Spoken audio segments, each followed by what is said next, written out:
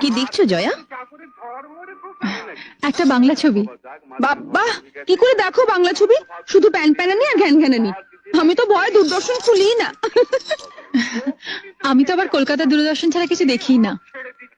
তোমার বাপের বাড়িতে টিভি আছে?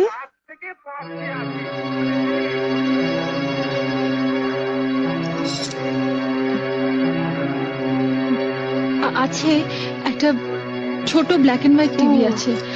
আসলে আমাদের কেবল কানেকশন নেই তো, তাই ওই কলকাতা দূরদর্শনের প্রোগ্রাম দেখতে দেখতে অভ্যস্ত হয়ে গেছি। এবার অভ্যেসটা বদলাও।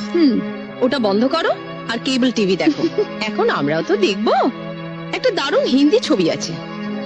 কি ছবি? হাম আপকে হ্যায় কৌন। ও, ওই ছবিটা তো কয়েকদিন আগেই দেখিয়েছিল, দেখোনি? দেখবো না কেন, দেখেছিলাম।